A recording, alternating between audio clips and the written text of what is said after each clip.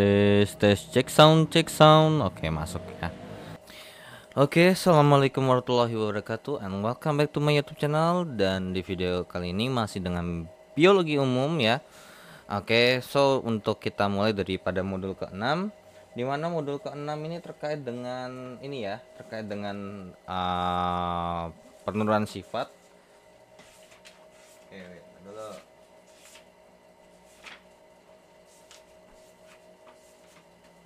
Ya, terkait dengan hukum Mendel ya, hukum Mendel dan ilmu keturunannya.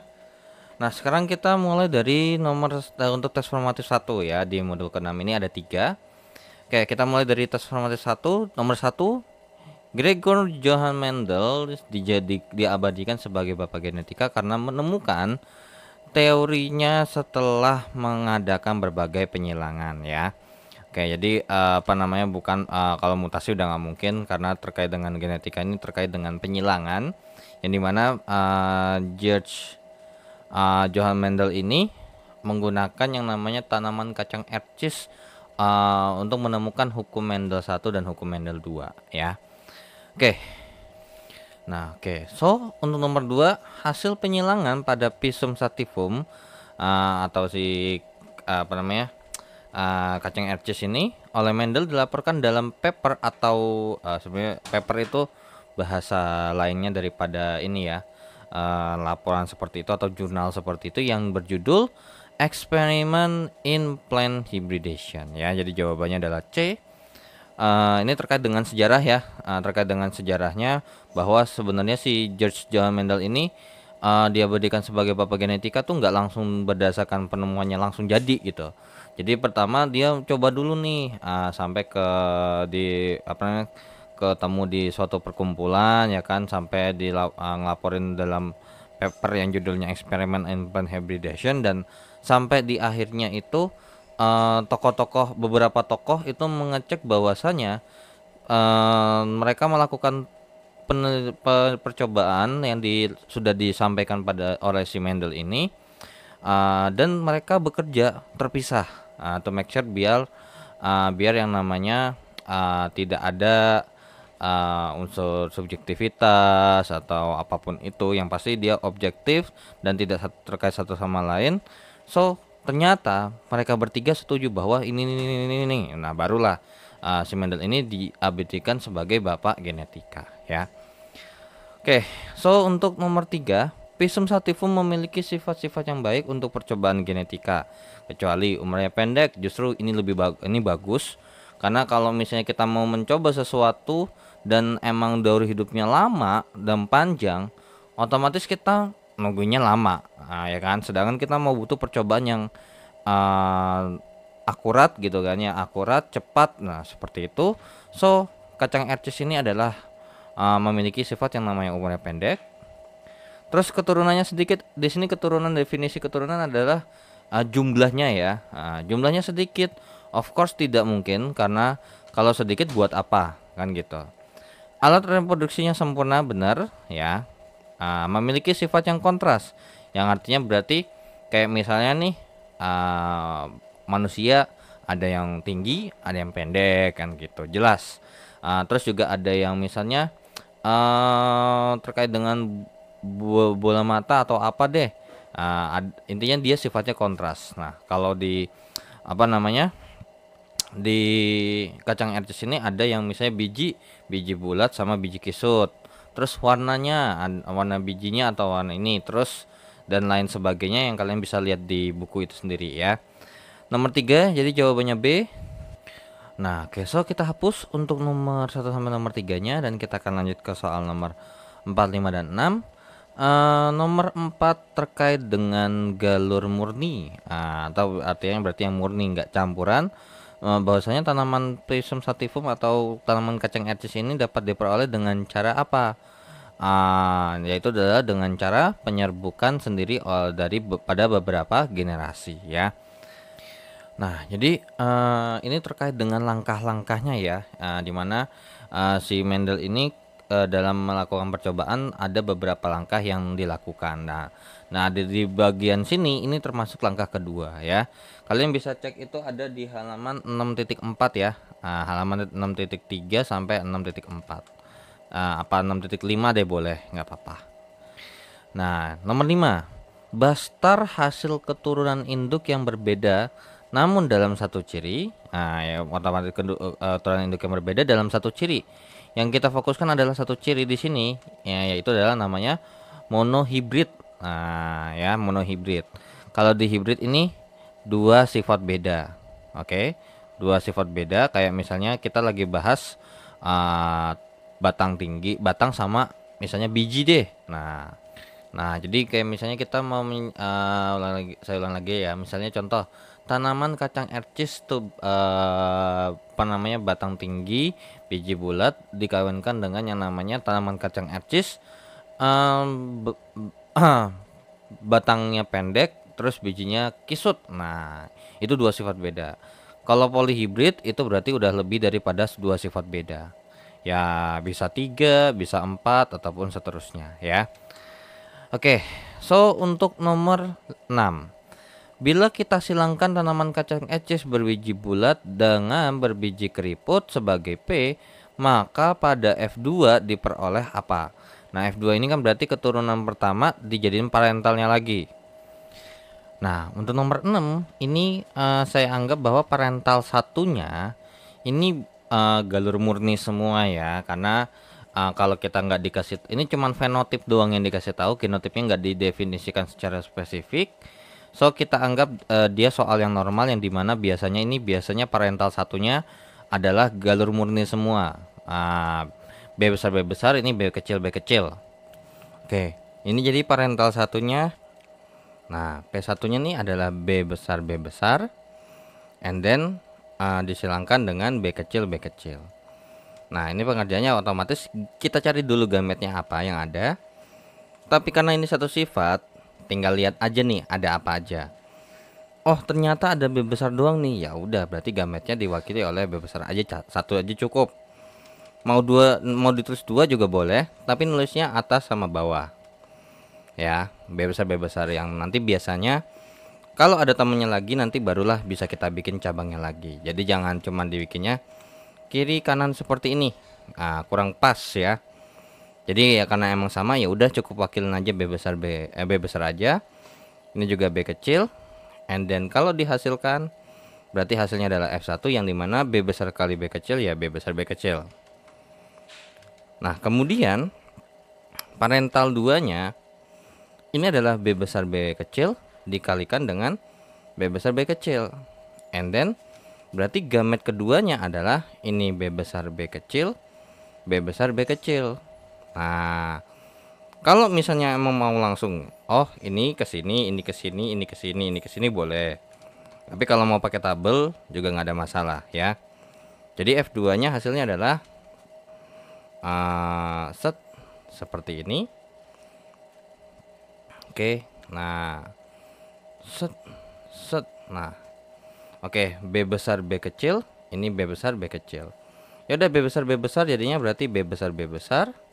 Ini ke sini jadinya B besar B kecil. Ini ke sini B besar B kecil. Ini ke sini berarti B kecil B kecil. So di sini kita punya informasi. Yang di sini kan ditanya adalah biji bulat dengan keriput. Oh, ternyata diminta adalah fenotipnya.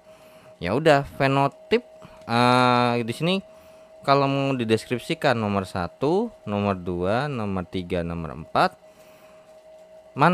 Ternyata pas kita cek nomor 1 ternyata hasilnya bulat. Nah, yang bulat ini ada berapa? Ada 3 ternyata. Dengan dimana 1, 2, sama 3. Sedangkan kalau yang keriput, nah kalau keriput ya cuma 1, yaitu adalah nomor 4. So berapa perbandingannya bulat banding keriput? Ya 3:1. So jawaban nomor 6 adalah yang B ya. Oke, so kita lanjut ke soal berikutnya. Nah, tapi sebelum lanjut di sini ingat ya, berarti kalau dari parental satunya aja udah beda, apalagi ke parental 2-nya ya. Jadi di sini kita anggap bahwa soal ini default atau apa namanya kayak di set sedemikian rupa, oh harus awalnya tuh galur murni semua ya. Dominan murni, resesifnya resesif murni. Kalau resesif mah udah pasti murni ya, nggak bakal mungkin yang ada namanya resesif heterozigot, nggak ada. Pasti B kecil. Beda sama ini. Kalau ini bebas dominan homozigot. Kalau dominan heterozigot tuh berarti begini. Ya, B besar B kecil. Oke, so kita lanjut ke soal berikutnya. Nah, kita hapus untuk nomor 4 dan nomor 6-nya. Sampai nomor 6-nya, dan di sini nomor 6 ini nggak bakal saya hapus karena ternyata pas saya cek ada hubungannya dengan nomor 7. Nah, nomor 7, bila kita silangkan tanaman ercis yang berbiji bulat dengan tanaman ercis berbiji kisut, maka keturunan F1-nya. Nah, jadi yang dibahas itu sebenarnya cuma bagian sini doang nih. Ya, yang dibahas itu cuma bagian situnya doang. Nah, bagaimana jawabannya terkait dengan nomor 7 di sini? Ya, ternyata menghasilkan hanya satu jenis keturunan, yaitu adalah yaitu adalah bulat. Yang dimana berarti karena cuma satu, ya walaupun sebenarnya kalau misalnya ini dirinci banget sebenarnya, ini jawabannya ada 4. Tapi ternyata walaupun jawabannya 4 pun, ini juga 100% bulat. Nah ya, jadi jawabannya B. Nah, jadi kalau misalnya nih, kalau mau dideskripsikan nih, mungkin jawabannya misalnya P1 B besar dikasihkan dengan B kecil. Nah, maka gamet satunya ini adalah B besar, terus ini B kecil, lalu F1-nya kita bikin tabel. Nah, dimana bikin tabelnya ya seperti ini kayak biasa. Nah, berarti ini B besar, B besar. Nah, kemudian yang bawah B kecil. Nah, ini kalau disilangin hasilnya apa? B besar B kecil, B besar B kecil, B besar B kecil, B besar B kecil. Seperti itu, ya. Jadi jawabannya tetap aja B besar B kecilnya ini ada 4 biji dan empatnya ini bulat. Nah, ya berarti bisa kita katakan ya setara dengan yang namanya semuanya bulat. Oke, so jawabannya adalah B. Nomor 8, di bawah ini terdapat para ilmuwan yang melakukan percobaan yang hasilnya sama dengan penemuan Mendel, kecuali jawabannya adalah B, si Müller ya. Kalau Müller ini adalah nah, si Müller ini nggak tahu ya siapa ya. Intinya di buku ini sudah dijelaskan bahwa ada 3 ilmuwan yang melakukan percobaan pada penemuan si Mendel ini, dan dilakukan secara terpisah ataupun independen. Ya, jadi mereka tidak saling mempengaruhi. So ternyata mereka, ternyata bener nih hasilnya. Barulah si Mendel ini dianugerahi sebagai atau dinobatkan sebagai bapak genetika ya. Yaitu adalah Hugo de Vries, Koren sama Schmark. Ya, seperti itu ya. Oke, so kita lanjut ke soal berikutnya. Nah, kita hapus untuk nomor 7 dan nomor 8-nya. Dan kita lanjut ke soal nomor 9 dan 10. Nomor 9 terkait dengan yang namanya jumlah pasangan sifat yang kontras pada kacang ercis yang diamati oleh Mendel ada 7 ya. Yang pertama terkait dengan yang namanya tinggi batang. Ya, tinggi batang. Yang dimana ada tinggi sama pendek. Terus kemudian letak bunga ya. Letak bunganya itu ada di ketiak sama di ujung ya gitu. Letak bunga. Kemudian yang ketiga adalah bentuk biji. Nah, bulat sama kisut. Terus kemudian yang keempat, warna bunga. Ini biasanya kalau warna bunga merah sama putih ya. Terus yang kelima terkait dengan warna kulit biji. Warna kulit biji yang biasanya adalah warnanya hijau sama kuning. Yang keenam, bentuk buah. Bentuk buah di sini adalah licin alias rata sama bergelombang gitu ya. Terus kemudian warna buah. Warna buah ini sama aja kayak warna kulit biji. Kalau nggak hijau ya kuning. Jadi itu untuk soal nomor 9 ya. Jawabannya ada 7 pasang. Nomor 10, bila kita silangkan tanaman kacang ercis dan tanaman ini berbiji kisut, maka keturunan F3-nya. Oke, soal nomor 10. Ini untuk F3 gini. Kan kita tahu bahwasanya kalau ini langsung saya skip aja mungkin ya. Bukan skip gini. Kan kita tahu bahwasanya kan kita punya P1 B besar, terus B kecil, kemudian kita punya bla bla bla bla. Intinya sama seperti sebelumnya tahapannya. Intinya kita punya F1-nya adalah B besar B kecil kan gitu. Kemudian P1-nya, P2-nya adalah B besar B kecil disilangkan dengan sesamanya. Nah, ternyata diperoleh apa? Ya, diperoleh hasil atau filial 2-nya apa? B besar B besar, B besar B kecil, B besar B kecil, B kecil B kecil. Nah, kalau buat F3 itu gimana? Nah, gini. Kalau misalnya buat F3, ya kalau buat terkait dengan buat F3, itu artinya F2 dikawinkan dengan sesamanya. Makanya ini ngerjainnya ada beberapa lagi. Jadi kalau misalnya untuk yang orange, nah berarti misalnya P3-nya berarti B besar sama dikalikan dengan B besar B besar. Nah, ini mah udah jelas banget. Bulat terus ini. Nah, ini kan berarti gamet ke nomor 3-nya adalah B besar sama B besar. Yang kalau misalnya kita silangin hasil F3-nya adalah B besar B besar. Kemudian untuk yang hijau. Nah, kalau untuk yang hijau ini berarti P3-nya adalah B besar kali B besar B kecil kali B besar B kecil. Berarti kan gamet 3-nya adalah B besar terus B kecil terus B besar B kecil, yang dimana ini kan sama aja kayak hasilnya F2 ya. Nah, berarti F3-nya hasilnya adalah F3-nya hasilnya adalah B besar B besar B besar B kecil B besar B kecil B kecil B kecil. Nah, terus kemudian lanjut lagi bagi yang biru muda di sini. Berarti P3-nya adalah ini sama aja ya. Mungkin terkait dengan yang biru ini sama dengan yang hijau atau nggak ada masalah deh, nggak apa-apa ya udah. P3-nya adalah B besar B kecil kali dengan B besar B kecil. Berarti gamet 3-nya adalah B besar B kecil, B besar B kecil, yang dimana hasil F3-nya adalah B besar B besar, B besar B kecil, B besar B kecil, B kecil B kecil. Kemudian yang terakhir adalah yang warna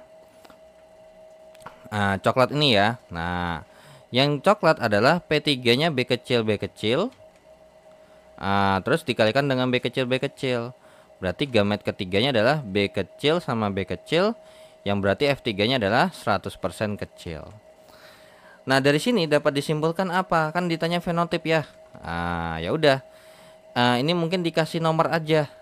Dikasih nomor 1, 2, 3, 4, 5, 6, 7, 8, 9, 10. Kita kasih yang bulat itu ada berapa sih? Nah, yang bulat itu ada nih 1, 2, 3, 4, 5, 6, 7. Nah, 7. Terus yang kisut berapa? 1, 2, 3. Ya. Ya udah pas nih, jadi totalnya kan 10. Dari sini sudah bisa dipastikan bahwasanya adalah jumlah yang berbiji bulat lebih banyak dari yang kisut. Ya, walaupun sebenarnya kalau kalian lihat di bukunya terkait dengan yang terutama yang ini nih. Ini jawabannya ada 4 biji. Ya, tadi sebelumnya kan saya sudah bilang bahwa kalau ini sama ini kita bikin atau kita kalikan dengan sesama kayak gini, yang misalnya di bagian sini ternyata kan juga hasilnya kan 4 biji B besar B kecil kan. Nah, cuman karena berhubung kita tahu ini satu jenis aja nih. Ya, jadi nggak usah kita ribet bikin 2 biji gitu ya. Ya, sebenarnya harusnya tetap nulisnya B besar B besar. B besar B besar, yang dimana emang ternyata ini kan ada 2 gamet gitu loh. Cuman karena berhubung untuk mempermudah, kita hanya menulis dengan mewakilkan atau diwakili oleh satu gamet aja. Dan ternyata emang udah bener gitu. Makanya kalau misalnya di buku di halaman 6.7 ya, kalian bisa lihat sendiri. Halaman 6.7 nih jumlahnya 16. Ininya 4, ini 4, ini 4, ini 4. Nah, cuman tetap aja jawabannya apa? Si bulat lebih banyak daripada yang kisut. Seperti itu ya. Oke. So, dengan begitu saya dulu untuk tes formatif yang pertama, dan langsung saja Kita lanjut ke tes formatif yang kedua. Nah, kita hapus untuk tes formatif yang pertama ya. Kita akan lanjut ke tes formatif yang kedua.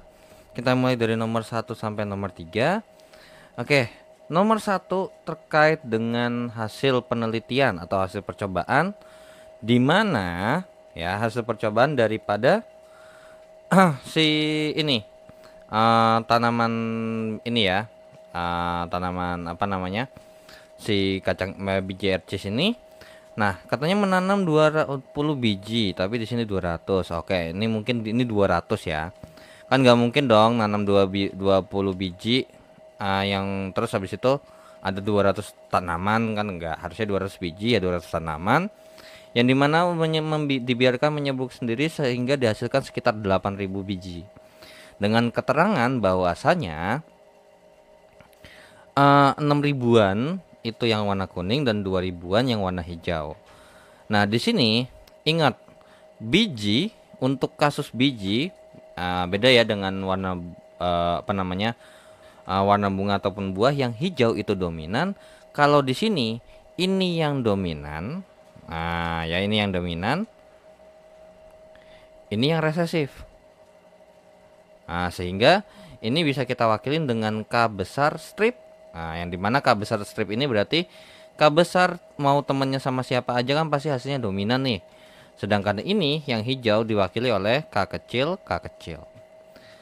Nah, ternyata pas kita cek ternyata hasilnya 6.000 banding 2.000. Ya kan? Atau bisa kita bilang ini hasilnya adalah 3 banding 1. Yang dimana kalau namanya 3 banding 1 ini apa tuh? Kalau 3 banding 1. Nah, 3 banding 1 ini itu sama aja kayak kalau kita biasa, dimana ini kan kuning banding hijau 3 banding 1. Dimana ini sama aja kayak kalau kita menghilangkan yang namanya apa? Kalau masih ingat yang B besar B besar, B besar B besar, terus B kecil hasilnya B besar B kecil. Kemudian dikawinkan dengan sesamanya B besar B kecil B besar B kecil. Itu bagaimana? Ya, hasilnya ada 4 biji kan. 3 banding 1. Nah, berarti bisa kita katakan bahwasanya adalah orang tuanya atau parental daripada ini ya, parental ya, entah kita nggak anggap parental 2, intinya parentalnya ini sama dengan K besar K kecil. Nah, berarti murni ini doang, nggak ada campur tangan dari sesuatu yang lain. Ya sudah, jawabannya adalah yang D. Seperti itu ya. Nah, tapi kalau misalnya nggak mikir begini ya, mau nggak mau ya jalan terakhirnya adalah coba satu-satu. Untuk yang A misalkan 150 K besar dengan 50 K kecil. Artinya berarti ini dikawinkan dengan dirinya sendiri. Ya, jadi kalau buat yang ini berarti parentalnya adalah K besar dikawinkan dengan K besar. Berarti ini gamet satunya adalah K besar, sehingga hasilnya adalah berarti hasilnya adalah 100% K besar. Nah, artinya berarti dari 150 K besar ya berarti dihasilkan adalah 150 K besar alias kuning. Nah, ya ini warna kuning, jangan lupa. Kemudian yang ini juga berarti dengan logika yang sama, berarti ini parental satunya K kecil dikawinkan dengan K kecil. Berarti gamet satunya K kecil, and then berarti hasil filial satunya atau hasil keturunannya adalah K kecil. Yang di sini warnanya hijau. Dan di sini nggak ada perbandingan, berarti ya ini kalau kita lihat berarti 150 K besar dengan 50 K kecil. Di sini perbandingannya apa? Sebenarnya tetap terhitungnya adalah 1 banding 1. Ya. Nah, karena apa? Yang kita mau hitung adalah ini fenotip ya. Ini ingat ya, ini perbandingan fenotip. Jangan lupa ini perbandingan fenotip. Nah, kalau di sini yang di bagian A, perbandingan fenotipnya kuningnya 1, hijaunya 1. Berarti apa? 1 banding 1 untuk yang pertama. Nah, terus untuk yang kedua, Bagaimana tuh yang kedua? Nah, kalau yang kedua, ini udah jelas banget ini pasti hasilnya satu, ya kan? Terus apa namanya? Ini juga satu yang kecil. Kita tahu bahwasanya ini mungkin langsung versi cepatnya aja. Tapi kalian nanti kalau mau ngerjain detailnya boleh. Ini sama aja kayak yang B besar B kecil gitu. Nah, ini kalau dikawinkan dengan sesamanya apa hasilnya? Dia hasilnya adalah K besar K besar K besar K kecil, K besar K kecil, K kecil K kecil. Terus di sini besar, di sini kecil. Berarti perbandingannya berapa banding berapa tuh? Apakah bisa kita 3:1? Nah, daripada begitu ini kan jadinya jadi malah ambigu, ya kan? Nah, kenapa enggak kita pakai yang K besar K kecil aja? Nah, karena kalau misalnya secara kasusnya begini, yang ini dihitung sendiri, yang ini dihitung sendiri, yang dimana kan kita di sini nggak tahu nih bahwasanya 200 batang hasilnya 8.000 biji. Nah, kalau misalnya kita hitung, kita anggap aja deh ya, kita anggap aja bahwasanya satu batang ini menghasilkan sekian biji dengan syarat satu batang sama rata. Kita anggap aja deh 8.000 deh, biar gampang hitungnya. Dibagi 200 berarti satu batang ini hasilnya 40 biji. Nah, kalau tadi kita bilang kan tadi kan 1:1 atau yang A ini kan hasilnya adalah 150. Ini 50. Nah, kalau dihitung emang ini terpisah 150, hasilnya di sini 150 kali 2000 ya. Kali 40 hasilnya 6000, 50 kali 40 hasilnya 2000. Ya, kalau misalnya emang ini kan kerjanya terpisah. Sedangkan di sini kita mau 200 bijinya kan sekaligus. Dengan dengan batang tanaman ini berbunga, yang artinya berarti ini cuma satu jenis doang sebenarnya. Jadi jawabannya adalah yang D ya. Nah, itu yang pertama. Yang kedua adalah baca kalimatnya baik-baik. Biji ercis yang berwarna kuning. Oke, yang berwarna kuning, di mana kalau udah jelas 200 biji ini warna kuning semua, mungkin nggak hasilnya kita butuh 50 yang hijau? Nggak butuh. Berarti ini yang terhitung cuman ini doang, 150 yang kuning, ini segini, ini segini. Jadi mana yang 200 biji yang kuning? Ya udah ini yang paling mungkin. Benar nggak? Karena kan di sini mintanya adalah 200 biji ini warnanya kuning. Sedangkan di sini pilihan gandanya adalah dari A, B, C, D, yang hanya 200 kuning itu adalah yang D. Sisanya kalau kuning cuman yang A cuman 150, yang B 150, yang C 100. Nah, seperti itu ya. Jadi di sini diminta adalah kuning, di mana kuningnya ini kalau dihasilin hasilnya adalah warna hijau dan warna kuning ya. Jadi ternyata warna kuningnya apa? Warna kuning heterozigot ya. Oke, nomor 2. Oke, terkait dengan soal nomor 2, kita punya informasi bahwasanya kita mengawinkan atau menyilangkan warna merah M besar dengan putih M kecil. Berarti ini dominan, ini resesif. Tapi dengan clue bahwa sifatnya intermediate. Ya sudah, berarti di sini F2. Berarti yang pertama nih kasusnya adalah P1 M besar. Yang ini adalah warnanya merah. Merah. Kemudian disilangkan dengan M kecil yang warnanya putih. Yang dimana berarti gamet satunya di sini adalah M besar, ini M kecil, sehingga hasil F1-nya adalah M besar M kecil yang warnanya apa? Merah muda. Hati-hati, karena sifat intermediate. Kalau ini sifatnya adalah dominan, jawabannya adalah 100% ya. 100% warna merah. Nah, kemudian P2-nya adalah M besar M kecil yang warnanya merah muda, disilangkan dengan M besar M kecil. Mungkin ini keterangan gametnya keterangan fenotipnya saya tulis aja ya. Oke, M besar ini warnanya merah. M besar M kecil warnanya merah muda. Terus kemudian M kecil warnanya putih. Nah, ini kan berarti gamet keduanya adalah M besar M kecil, M besar M kecil. Yang berarti F2-nya adalah apa? Nah, F2-nya adalah seperti ini. Pasti hasilnya apa? Ada 4 biji ya. Berarti ini M besar M kecil, M besar M kecil. Yang hasilnya adalah M besar M besar, M besar M kecil, M besar M kecil, M kecil M kecil. Nah, di sini saya kasih nomor 1, 2, 3, 4. Nah, dari di sini yang ada, di sini dimintanya adalah fenotip. Ya udah, di sini fenotipnya sebutin apa aja. Merah. Nah, banding merah muda. Nah, merah muda banding putih, yang dimana 1:2:1. Dengan keterangan merah cuma nomor 1, merah muda itu nomor 2 sama 3, kalau putih nomor 4. Maka jawaban dari soal nomor 2 adalah yang D. Seperti itu ya. Oke. Oke, so kita lanjut ke nomor 3 ya.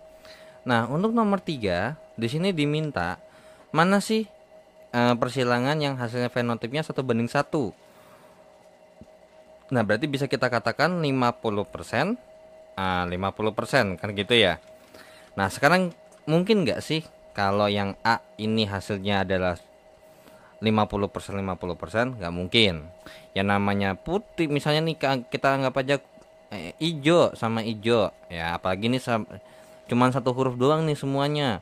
Pasti ini hasilnya 100% ya. Oke. Nah, tinggal antara B, C sama D. Kalau D juga sama, kita nggak perlu ngecek karena ini udah jelas perbandingannya. Kalau nggak, ingat ya, kalau kasusnya dominan 3:1, atau 1:2:1 seperti yang sudah dijelaskan di nomor 2 ini. Kalau ini dia 100%, nggak ada perbandingannya. Nah, jadi tinggal kita cek adalah yang B sama yang C. Kalau yang B K besar K besar, oke. Oke, mungkin kita hapus terlebih dahulu aja kali ya. Untuk apa namanya? Nomor 2-nya.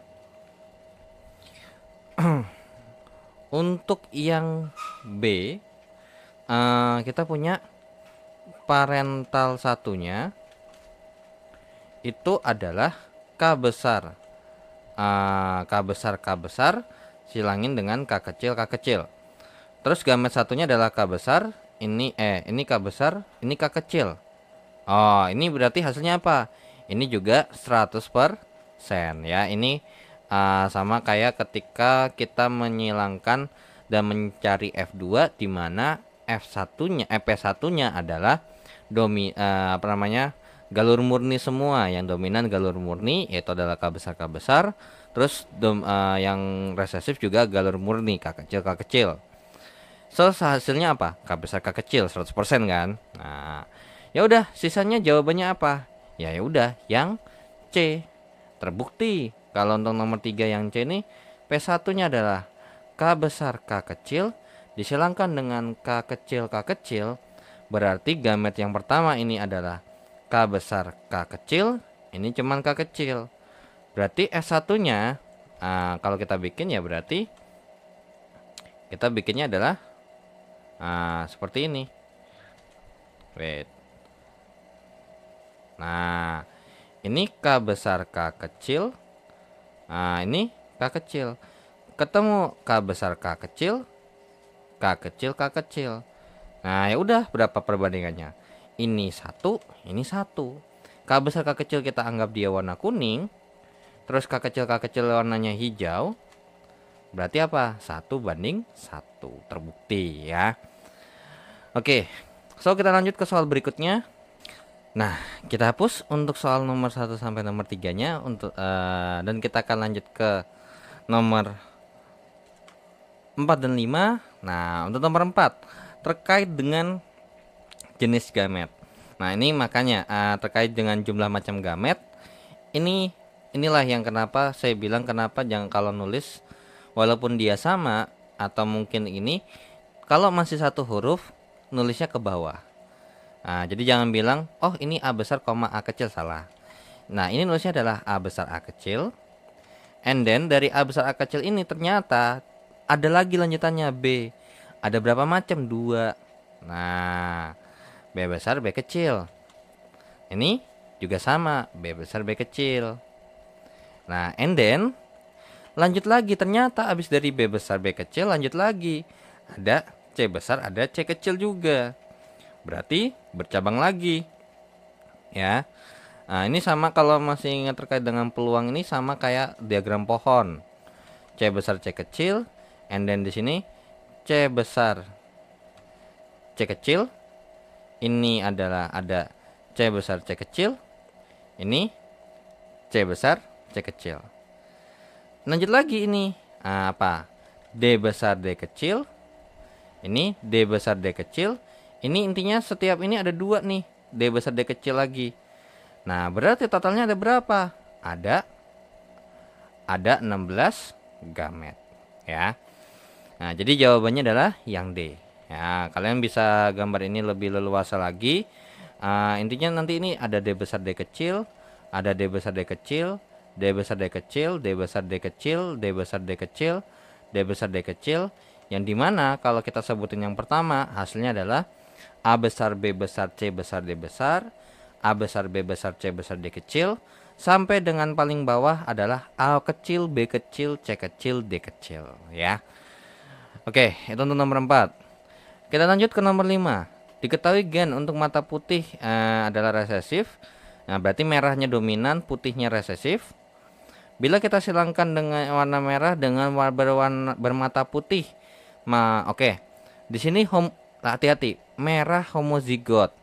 Oke, berarti dari nomor 5 kita punya informasi bahwasanya merah homozigot berarti M besar dikawinkan dengan berwarna putih homozigot. Sebenarnya putih nggak usah disebutin homozigot, sebenarnya nggak apa-apa. Karena apa? Namanya resesif, udah pasti homozigot, nggak mungkin heterozigot. Karena kalau ada kasus yang ketemu sama dominannya, maka kalau heterozigot jadinya yang muncul dominan warna merah, bukan warna putih lagi. Berarti M kecil, maka gamet satunya ini adalah M besar, ini M kecil. So, kalau misalnya kita silangkan jadinya adalah M besar M kecil, yang dimana ini hasilnya adalah merah, alias 100% merah, ya. Jadi jawabannya adalah yang A.